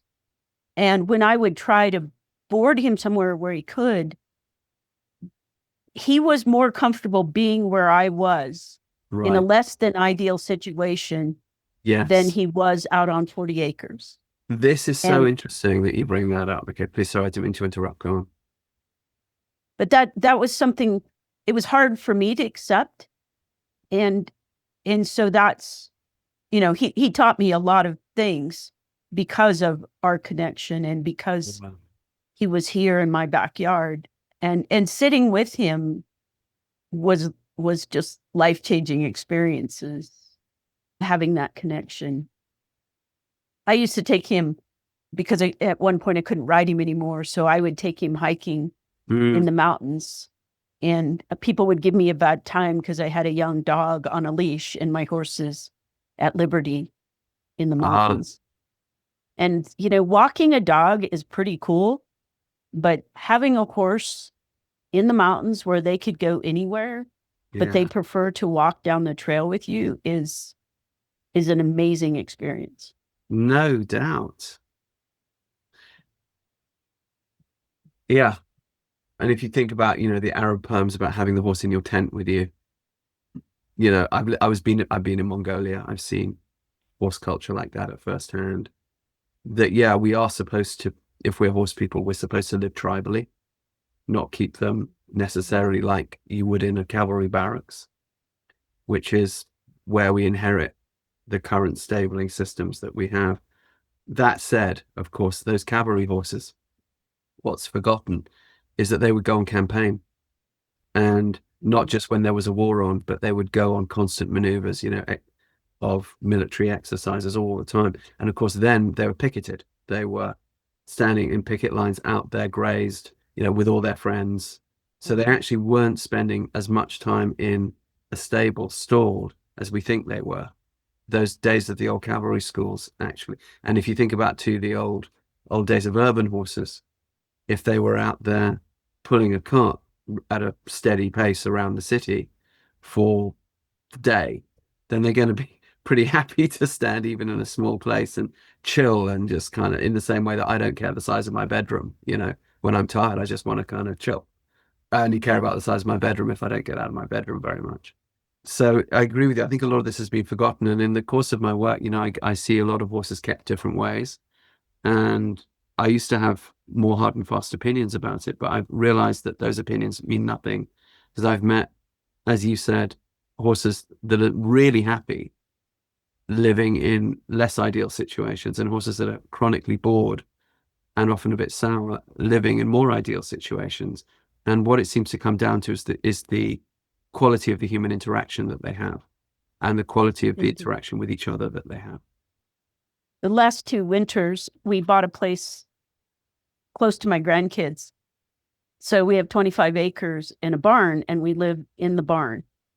And it has been such an experience where the horses can come into the barn if they want to, or they can out. And to live that closely, I have pictures. In fact, my mule did open up the apartment door and go in at one point. Yeah. And I, of course, the storms are so horrific that they have to come into stalls at night. Yeah. And so they're literally out my front door across the aisle, and living there with them. I go out to the arena, then come into the arena from the pasture and do my meditation or some distance work or something.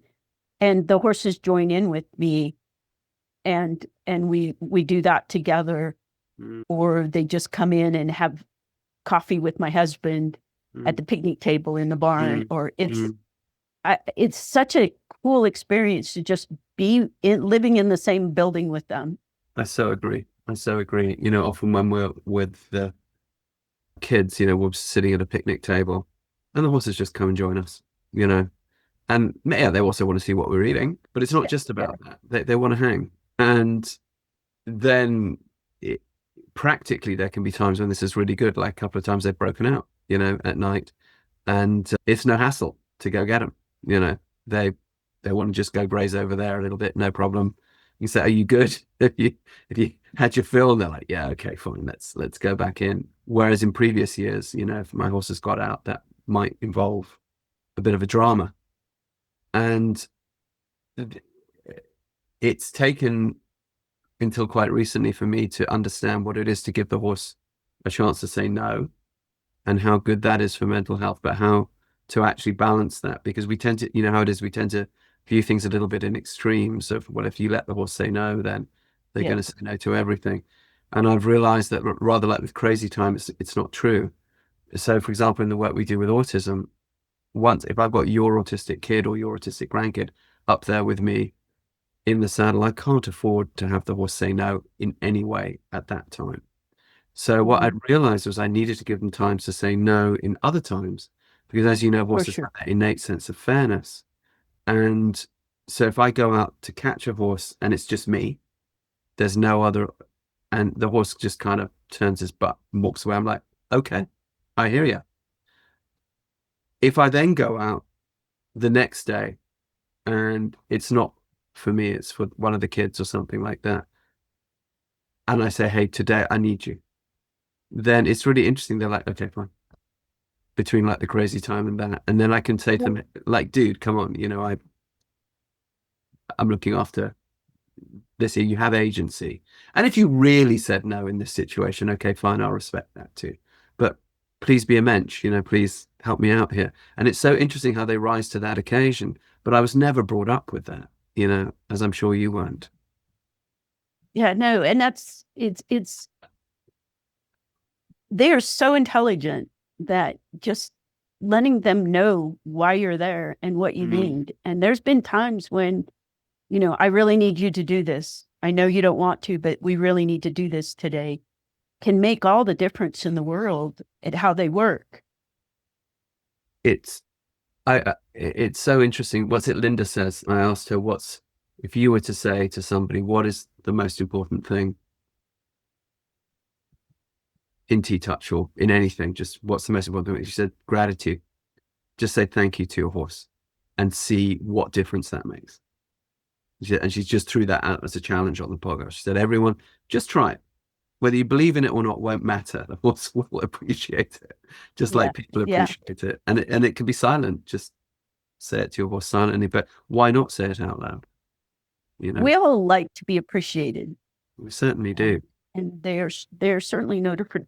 I think, the horses have signed up in the long term with us. And I think that if we give them the voice, I think they have a lot of wisdom to help us know where we're going forward.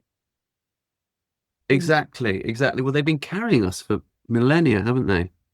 And if you think about what we've asked them to do, we've committed a lot of atrocities on horseback, For sure. conquest. And yet horses, they desert us. Yeah, they've kind of hung with us. And it's so interesting too, like we could be the conquistadors going to the Americas and the horse becomes an instrument of conquest. And then those same Native Americans take the horse and say, okay, fine, and the horse goes, yeah, I'm here available. But what we found with the work we do with autism is that the horse would actually much rather show up for healing. But they're so generous that if you ask them not to, they'll kind of do their best for you. But I don't think that does them any good. You as a veterinary practitioner, when you're getting horses that have come in with stories, okay, now they've taken hits to the body and they've got ulcers and so on and so on. Maybe this is where we should go as we sort of go towards the conclusion. And by the way, I would like this to be just the first of a couple of conversations that we have, because there's other things I'd like to get into with you that I'm sure listeners would much more on the physical health side as well.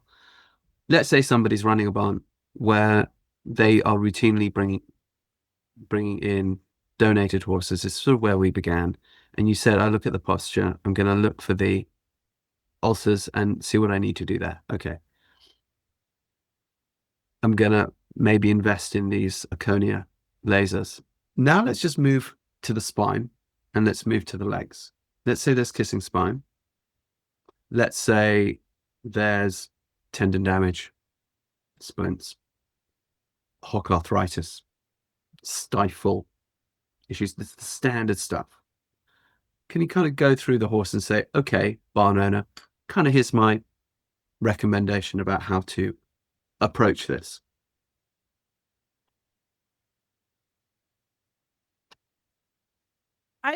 That's where I think T-touch is good to learn. But it's so important that they have a good farrier and the feet are trimmed right and the teeth are good. All that affects the horse's balance and symmetry. And if they don't have those two key things, we can't do a lot. We can only go so far. And it's interesting because in my early training, I was taught to start at the feet and work up. I now start at the spine and work down, because you've got to, the leg problems come from not using their body appropriately and being out of balance. And I find often those issues, if not too severe, can go away by getting them to use their body appropriately. And so that's kind of where I start is working on the fascia. And when I started kind of going down this big rabbit hole, have been amazed at what we called confirmation is posture. And I worked with Dr. Rachel Bellini Hart. We would sometimes meet up at the ranch, and our work was very synergistic. She's a chiropractor. Okay. And one day I saw an Andalusian that had huge shoulders, super high head, and no hip. And when we finished, she looked like a quarter horse. I thought that was her confirmation. And I told Rachel, I said, I don't see these kind of changes when I'm working by myself. I truly respect you. And she said, oh, me neither. Okay. So combining our modalities, and I like that both of what we do didn't overcook the horse by combining them, but the horse was able to be in its body in a better way. And that, I think, is the foundation of, if they're feeling better, the ulcers will get better, the movement will get better, the legs will get better. And that's where you have to train your eye. And so I took this posture rehab because I'm like, well, that was posture we're doing. And I realized then with this deep dive, how important it all is. And that's the holistic approach to me is, how are they housed? Do they get to move? Are their feet right? Are their teeth right? Are they moving in a relaxed manner with their head down? Like in T-touch encourages that. The Surefoot pads encourage that. Movement encourages it. Husbandry. Is your stall flat? Is it been used for 20 years and there's holes so the horse cannot stand in a balanced way in that stall? Or loafing shed? All those things start to come into play. And you just have to go walk out to your barn and see different eyes. How are they standing? And how can we help that? And it's not a perfect world. And then there's things we can do. Is the saddle fit? Do we need to shim it? Because there's asymmetry. But if that symmetry gets better, so it's not a one and done thing. So yeah, we have a whole other thing to talk about. Yeah, we do. And I'd like to get into that. When we discovered classical in-hand work, it was just such a game changer. You'd have horses coming in with kissing spine. You'd have horses coming in with, stifles that effectively weren't there anymore. And just by going through these patterns, rather like a martial arts pattern or a yoga pattern, sort of, it would completely transform the horse, as you say, provided certain other things had been taken care of. And absolute no-hopers, would come in and just completely transform over time through this type of movement, which again just comes down the ages, provided it's not done forcefully. So it's so interesting how you also pinpoint movement. And as you say, all the stuff that, say, Linda Tellington-Jones teaches, which is often modified forms of that, and the labyrinth work and the way she wraps the horses' bodies and gets them to activate certain parts of the nervous system as they're moving and this sort of thing. What I feel is often missing, but we'll go into this in the next one, is it can obviously be very stressful for people who are running programs to think, oh shit, well, when am I going to do all this stuff? Because I haven't got time, because, I just got loads of clients coming in and I must serve these clients. And also this is what pays, my wage and the pay bill and so on. So what we've evolved is a way of making sure that every client session includes this very kind of movement, whether mounted or unmounted, and always both. And if it is going to be a mounted session, it's always going to include these unmounted exercises as part of the therapy session, so that there's no chance of kids ever just being like led around in circles. But it took us a while to evolve to that, and to say, okay, well, one can actually address that time conflict and that stress that so many barn owners go, and that guilt of, God, I'm not conditioning my horses, because people are coming at it with good intentions, and to learn how to do it at the same time. So what I'm also intrigued by is, and perhaps we should talk about this too on the next one, is how to begin to teach not just barn owners, but also their clients, how to do the very things that you are talking about here, the acupressure, the posture stuff, how to use the lasers, how to recognize what is a good farrier, what is a good dentist, because people don't know, and they only know if someone tells them. That's why I'm doing a class in July. Okay. So how do we find out about your class? 3-day class. And it's, I'm going to introduce those different things, because you don't have to do it all. Some of it will resonate. Yep. But you should be aware. And just like when my horse was injured, I was aware of the laser. Granted, it took me 7 months to listen to myself, but if you know these things are out there, and not to bash colleagues, but when you go into a vet or with a trainer, you need to know what is okay, because you'll be presented with things that may not be. And I don't know many horses that are born that have a steroid deficiency in their joints and need constant, I so agree. And that goes down another rabbit hole. But injecting the joint when it's because they're not using their shoulder right. Or so that's my purpose of the class, is to tell us about the class then. Where is it? When is it? It's at Happy Dog Ranch in Sedalia, Colorado, July 21st, 22nd, 23rd. It's 3 days. The amazing thing with the ranch is they have rooms to rent. So what I love is when there's clinics there, is the networking and the bonding. Happy Dog Ranch is a place that people should be aware of now. Like Chrissy and Mark Rashid work out of there. Just tell us a little bit about Happy Dog Ranch. They were pushed out of Littleton, but it's an old sport horse barn. So it's a gorgeous indoor arena, gorgeous outdoor. They are sanctuary. When they take in a horse, they don't try to flip it in and adopt it back out, because part of their philosophy is these horses have come there for a reason. And the ones we can rehab, they'll rent out to people who've come from Europe or East Coast that don't have a horse. And for like Mark and Chrissy's class, or there's experiential learning. So all the clinics they attract are things that help the horse and human bond, I think, is a way. I've been aware of Happy Dog Ranch for a while, and I need to go check it out.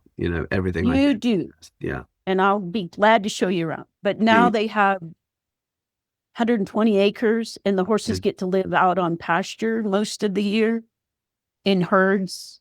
But the workshop, what I love is how, a chiropractor comes from Vermont and I've met different work. Linda Tellington-Jones has been there, all these different modalities. I met them when I was learning cranial sacral therapy.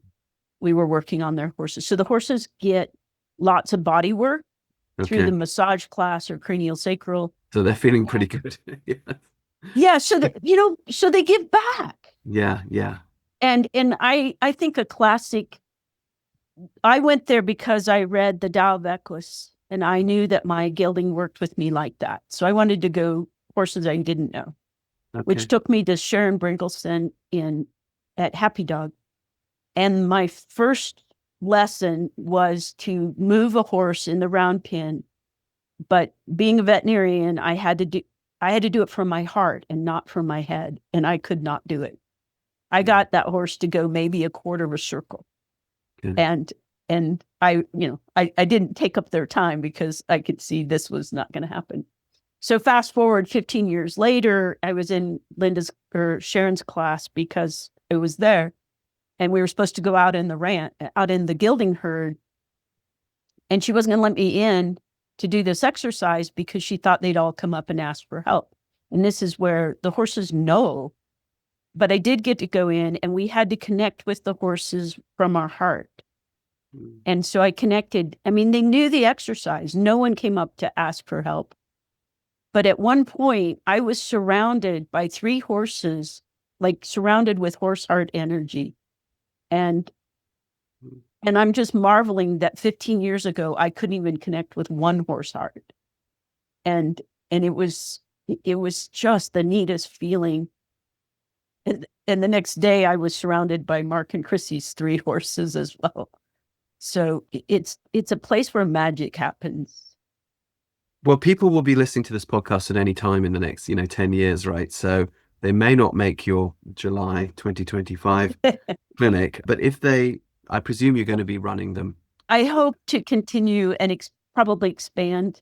So this is where, how do people get in touch with you? How can they book up to do these clinics? And also, how can people consult with you, perhaps online, and, get the benefit of your wisdom? How do people contact you? Probably the best way is jvarhusdvm at gmail or at yahoo.com. J Varhus. ARHUS. And after that? DVM, dog veterinary medicine. DVM at Yahoo. Yahoo.com. So I'm going to read that back for listeners. Contact Janet on JVARHUS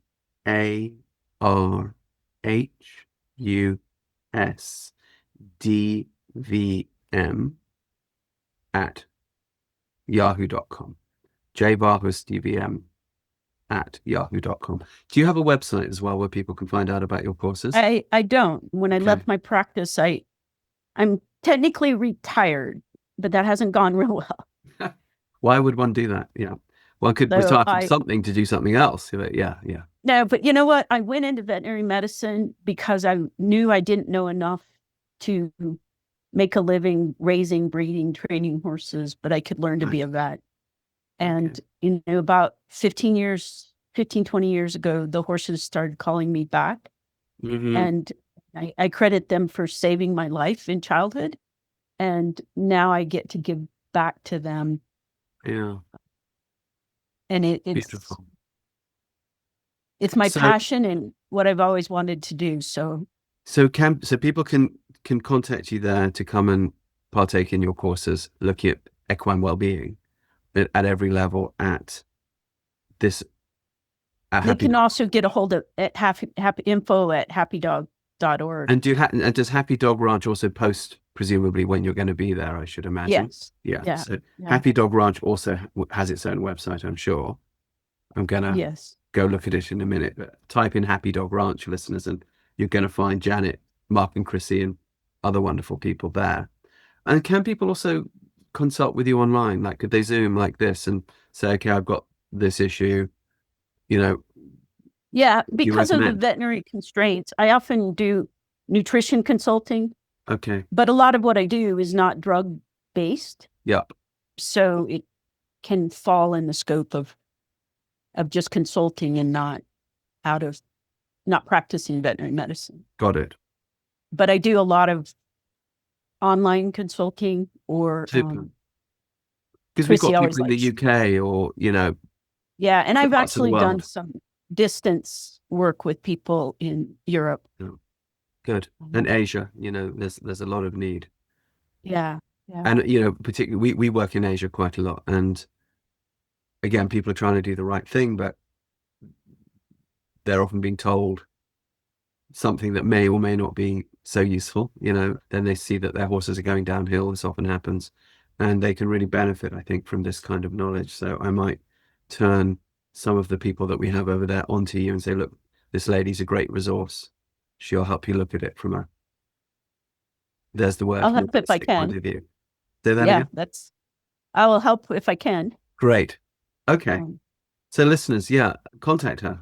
Do the right thing, pay her, but contact her and ask for her help, because there's a lifetime of wisdom here.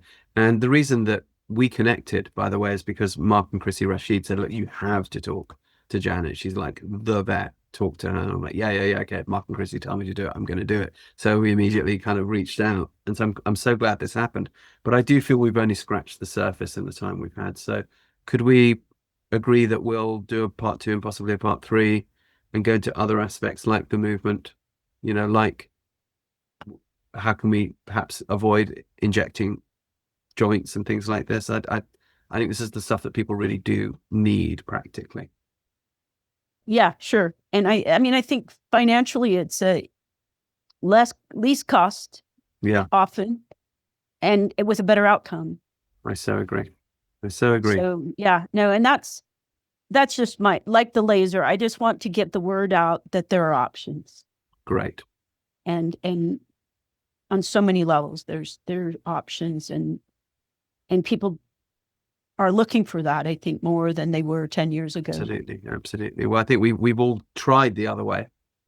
And for sure. Yeah. And when you bump against the limitations, you must look for other things. Otherwise, you'll just keep bumping your nose. Yeah. So Janet, thank you so much for coming on. Thanks for giving up so much of your time. Thank you. Been an honor. I've learned a ton. I've taken a bunch of notes here and stuff I'm going to follow up on. Well, considering I had no idea what we were going to talk about, this has gone by really fast. It has. So can we book another time to go down the rabbit hole again? You bet. Okay. I'd love that. All right. I'll be in touch. I look forward to meeting you in person. Thank you. All right. Till the next time. Take care. Bye-bye. I hope you enjoyed today's conversation as much as I did. If you like what we're doing here, please do like, subscribe, tell a friend. It so helps us to get this valuable work done and the message of equine assisted stuff out there. And if you're interested in more conversations, you might want to check out our Live Free, Ride Free podcast. And if you'd like to support the podcasts, please go to rupertisaacson.com and click on the Patreon link. If you're a professional in the equine assisted field or are considering a career in the equine assisted field, you might want to check out our 3 certification programs: Horseboy Method, Movement Method, and Taquine Equine Integration. You can find all of those over on newtrailslearning.com. And finally, if you want to check out our cool rock and roll themed merch, back on rupertisaacson.com, please click on shop. You'll find all kinds of fun goodies there. And if you're looking for a way to spend time until the next podcast, you might want to consider reading the books that kicked all this off: The Horseboy, The Long Ride Home, and The Healing Land. So see you next time on Equine Assisted World. Join us for the adventure.